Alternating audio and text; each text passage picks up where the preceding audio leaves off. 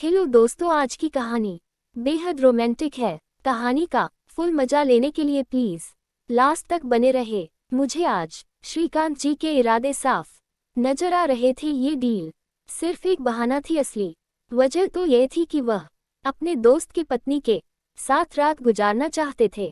मेरे पति शेखर ने हार को बर्दाश्त करने के लिए एक और पैक बनाया और पी गए। वह अब हद से ज्यादा तल्ली हो चुके थे। इसी बात का फायदा श्रीकांत ने उठाया और शेखर को एक और बाजी खेलने को कहा। श्रीकांत ने शर्त रखी कि अगर इस बार शेखर जीत जाता है तो मैं कपड़े पहन लूंगी, और अगर श्रीकांत जीत तो मुझे उसके साथ रात गुजारनी होगी। शेखर को कुछ होश नहीं था, वह बस श्रीकांत की हाँ में हाँ मिल रहा था। मैं श्रीकांत जी को समझाने की कोशिश की कि ऐसा मत कीजिए, पर वह बोले, भाभी आप डरो मत, मुझे पक्का यकीन है इस बार शेखर ही जीतेगा। और यह बोलकर वह हंसने लगे। श्रीकांत जी ने इस बार पत्ते बांटे और गेम दोबारा से शुरू हुआ। शेखर ने नशे की हालत में पत्ते उठाए और खेलना शुरू किया। श्रीकांत जी ने एक और पैक बनाकर शेखर को दे दिया। मुझे समझ आ रहा था कि वह शेखर को बेहोश करना चाहते हैं।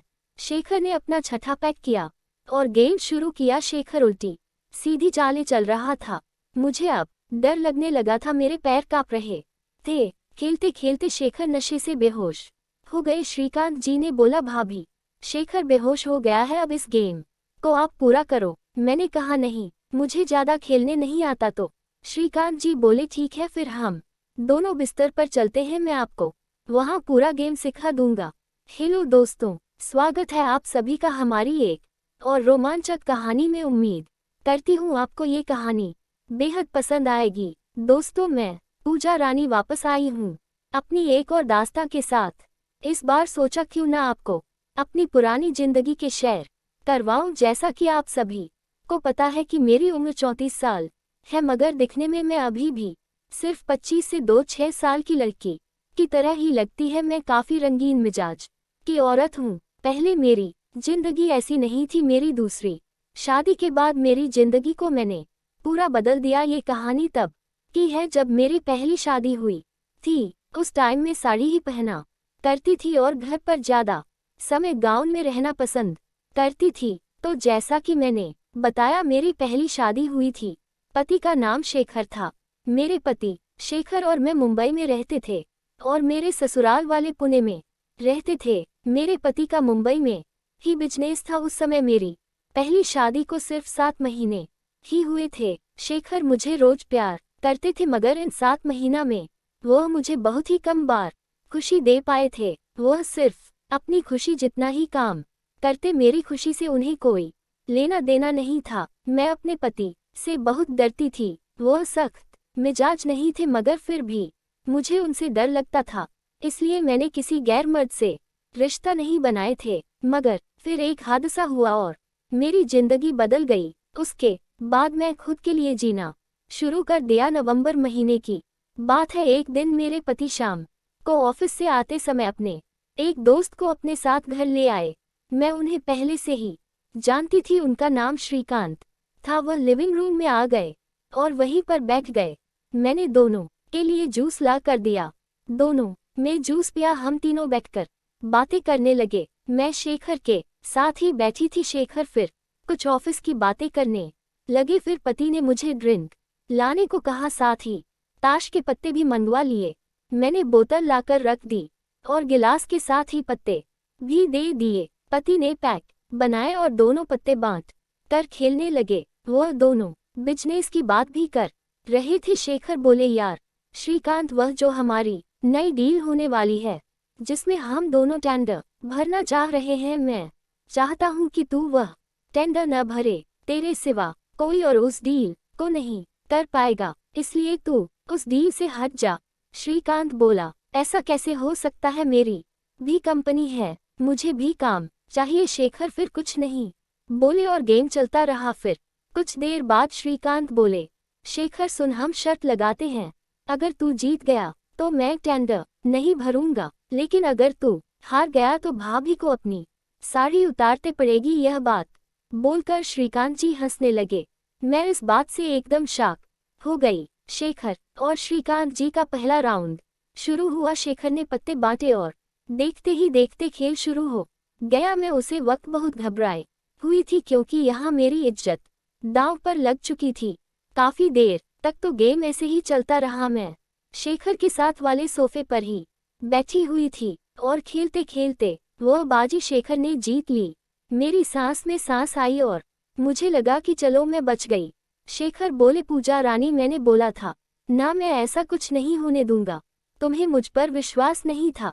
अरे मैं इस खेल का पुराना खिलाड़ी हूँ। ये बात सुनकर श्रीकांत जी बोले, अच्छा ऐसी बात है तो एक बार और खेलते हैं। इस बार हमारी दूसरी डील को दांव पर लगाता हूँ। अगर इस बार तुम जीते तो ये डील भी तुम्हारी, अगर मैं जीता तो भाभी मेरी। ये बात सुनकर मैं दंग रह गई। मैं समझ गई थी कि उन्होंने अपनी हारी हुई डील वापस लेने के लिए बाजी नहीं लगाई थी। मुझे साफ साफ समझ आ रहा था कि वह मुझे पाना चाहते थे और मुझे प्यार करना चाहते थे। उनकी आंखों में मेरे लिए बेताबी साफ दिखाई दे रही थी। श्रीकांत जी सोफे पर बैठे बैठे मुस्कुरा रहे थे मगर मेरे पति को ये बेताबी दिखाई नहीं दे रही थी। उन्हें सिर्फ अपनी डील दिखाई दे रही थी। शेखर ने बोला, ठीक है मैं राजी हूँ। मैं शेखर को रोकने की कोशिश की मगर वह नहीं रुके। दोनों ने खेलना शुरू किया। मैंने दूसरे पैक बना दिए थे। इस बार मुझे अधिक घबराहट हो रही थी कि अगर शेखर नहीं जीते तो क्या होगा। यह पारी 7-8 मिनट तक चलती रही और अचानक श्रीकांत जी के चेहरे पर मुस्कुराहट आई और उन्होंने अपने पत्ते दिखाए। उनके पत्ते इस बार बन चुके थे और मेरी सांसें एकदम रुक चुकी थी। दिल तेजी से धड़क रहा था। शेखर अब हार चुके थे और श्रीकांत जी वह गेम जीत गए थे। मुझे अब पता चल गया था कि अब क्या होगा। श्रीकांत जी ने मेरी तरफ एक मुस्कान से देखा और बोले, भाभी आप अपना काम शुरू करें। मैं शेखर को ही देख रही थी और सोच रही थी कि क्या किया जाए। शेखर ने अपनी आंखों से इशारा किया कि कर दो। मैं बहुत हिम्मत करके खड़ी हो गई। शेखर और श्रीकांत जी मेरे सामने बैठे हुए थे। श्रीकांत जी की प्यार भरी आंखें फटी जा रही थी। तभी मुझे ध्यान आया कि मैं एक चीज तो पहने ही नहीं हूँ, इसलिए मैं अपने बेडरूम में ऊपर जाने लगी। तभी मुझे श्रीकांत जी ने रोका और पूछा, भाभी जान आप कहाँ जा रही हो, पहले काम तो पूरा कर लो। मैंने कहा, मैं 2 मिनट में आ रही हूँ। फिर शेखर ने मुझे रोका और पूछा, क्या हुआ, ऊपर क्यों जा रही हो। मैं धीरे से उनके कान में बोला, मैं अंदर के कपड़े पहनना भूल गई हूँ, इसलिए ऊपर जा रही हूँ रूम में पहनने के लिए। शेखर बोले, ठीक है तुम जाओ। मैं रूम में ऊपर आ गई। थोड़ी देर बाद में वापस नीचे आ रही थी और मुझे बहुत शर्म भी आ रही थी कि मुझे मेरे पति की वजह से ये सब करना पड़ रहा था, वह भी एक गैर मर्द के सामने। फिर मैं नीचे आ गई। श्रीकांत जी और शेखर नीचे सोफे पर ही बैठे थे। मैं नीचे आ चुकी थी। शेखर ने मुझे आंखों से इशारा करते हुए पूछा, पहन लिया क्या। मैं भी आंखों ही आंखों में इशारा करके बता दिया, हाँ पहन लिया। श्रीकांत जी हमें ही देख रहे थे और बोले, क्या इशारेबाजी हो रही है आप दोनों के बीच में। मैंने बोला, कुछ नहीं बस यूं ही। श्रीकांत जी बोले, ठीक है भाभी आप अपना काम शुरू करो। श्रीकांत जी मुझे ही देख रहे थे। मैंने अपनी दोनों आंखें नीचे झुका रखी थी। श्रीकांत जी ने बोला, भाभी हमारे लिए पैक बनाए। मैंने फिर से दोनों को पैक बना कर दिए और दोनों ने अपना तीसरा पैक खत्म किया। श्रीकांत जी शेखर से बोले, यार मुझे अच्छा नहीं लग रहा कि भाभी ऐसे हमारे सामने इस हालत में खड़ी है। मैं चाहता हूँ कि वह अपनी साड़ी दोबारा पहन ले, मगर इसके लिए तुम्हें खेलना होगा। अगर तुम जीत गए तो भाभी कपड़े पहन सकती हैं और अगर तुम हार गए तो शेखर इस वक्त काफी नशे में हो चुका था। उनको बिल्कुल भी होश नहीं था। उनके जुबान लड़खड़ा रही थी, आंखें भारी हो चुकी थी, गर्दन नीचे झुक चुकी थी। वह उसके लिए भी मान गए। मुझे बहुत गुस्सा आया। वह मुझे पराये मर्द के सामने बेइज्जत करने पर तुले हुए थे। खुद का होश नहीं था उन्हें, इसलिए अब एक पैक मैं खुद भी पी लिया ताकि इस बेइज्जती को मैं सहन कर सकूं। शेखर का फिर से खेलना शुरू हो गया। दोनों ने अपने अपने पत्ते उठा लिए और खेलना शुरू कर दिया। गेम चला रहा और 10-12 मिनट गेम चलने के बाद दोबारा से श्रीकांत जी के पत्ते बन गए। वह बोले फिर से मैं जीत गया। ये सुनकर मेरी सांसें ठंडी पड़ गई। श्रीकांत जी हंसने लगे और बोले, हाँ अब दर्शन करवा भी दो। हमारी शादी को अभी सिर्फ 7 महीने ही हुए थे, इसलिए मैंने अपने दोनों हाथों में शादी का चूड़ा पहना हुआ था और मैंने गले में मंगलसूत्र पहना हुआ था। मुझे अब श्रीकांत जी के इरादे साफ नजर आ रहे थे। ये डील सिर्फ एक बहाना थी, असली वजह तो ये थी कि वो दोस्त की पत्नी को प्यार करना चाहते थे। शेखर ने हार को बर्दाश्त करने के लिए एक और पैक बनाया और पी लिया।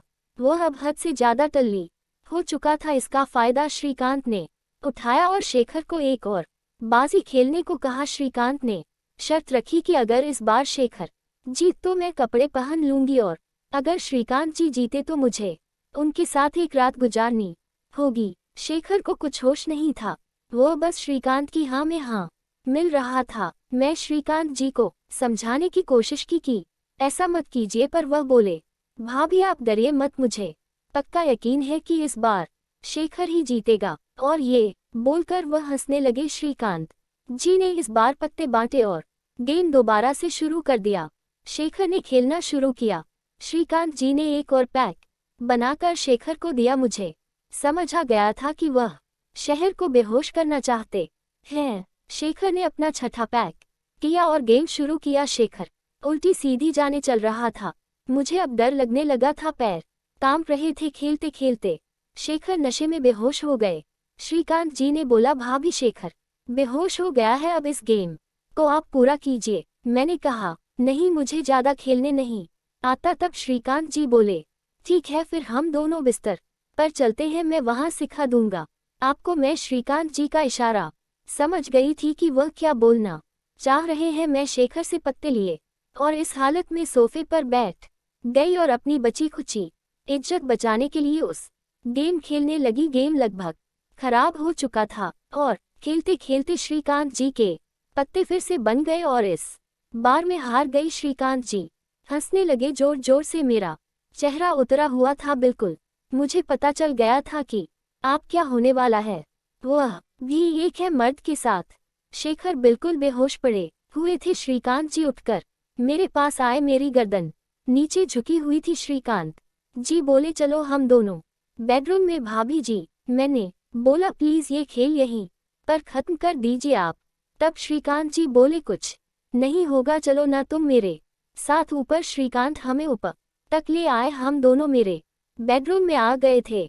हमारे बेडरूम में आते ही हमारा कुत्ता शेरू श्रीकांत जी को देखकर भौंकने लगा। मैं शेरू के पास गई और शेरू को चुप करवाने लगी। श्रीकांत से भी शेरू के पास आ गए और उसके सर पर हाथ फेर कर उसके सर को सहलाने लगे। शेरू भी अब कुछ देर में श्रीकांत जी से रूबरू हो चुका था। श्रीकांत जी ने दरवाजा हल्का सा बंद कर दिया। रात के लगभग 11 बजे बजने वाले थे। श्रीकांत जी बोले, पूजा जी तुम परेशान मत हो, मैं ऐसा वैसा कुछ नहीं करने वाला। ये सिर्फ तुम्हारे पति को सबक सिखाने के लिए किया गया था। उसे खुद पर बहुत ज्यादा ओवर कॉन्फिडेंस है और घमंड भी।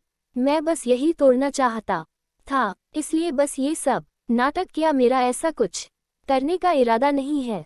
उनकी यह बात सुनकर मैं दम रह गई कि कोई ऐसा कैसे कर सकता है। एक जवान औरत खड़ी है उसके सामने, वह भी इस हालत में, और वह कुछ नहीं करना चाहता। मुझे कुछ समझ नहीं आ रहा था कि आखिर क्या हुआ। श्रीकांत जी ने मुझसे बोला, तुम अब आराम करो पूजा, मैं अब चलता हूँ। वह मुड़कर जाने लगे। वह गेट के पास पहुँचे ही थे कि मुझे न जाने क्या हुआ। मैं भाग और उनके गले लग गई। अब मैं खुद चाह रही थी कि श्रीकांत जी मुझे प्यार करें। श्रीकांत जी बोले, पूजा जी यह सब क्या है, ये गलत है, मैं तुम्हारे साथ यह नहीं कर सकता। मैं श्रीकांत जी से बोली, मेरे साथ गलत तब हो रहा था जब मुझे मेरे पति ने दावा पर लगाया था और आप भी उसमें शामिल थे, मगर इस वक्त मैं खुद चाहती हूँ कि आप मुझे प्यार करें।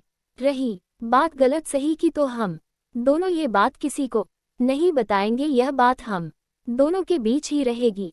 आप एक मर्द हो और मैं एक औरत, एक दूसरे की जरूरत को पूरा करना हमारा फर्ज है। श्रीकांत जी मुस्कुराए। मैं समझ गई कि अब प्यार के लिए मुझे तैयार होना होगा। उस रात मैंने श्रीकांत जी के साथ मिलकर अपने दिल की सारी हसरतें पूरी की थी। दोस्तों, ये थी आज की कहानी। आपकी क्या राय है इस कहानी पर, हमें कमेंट में जरूर बताएं। वीडियो अच्छी लगे तो लाइक करें, शेयर करें, सब्सक्राइब करें। धन्यवाद।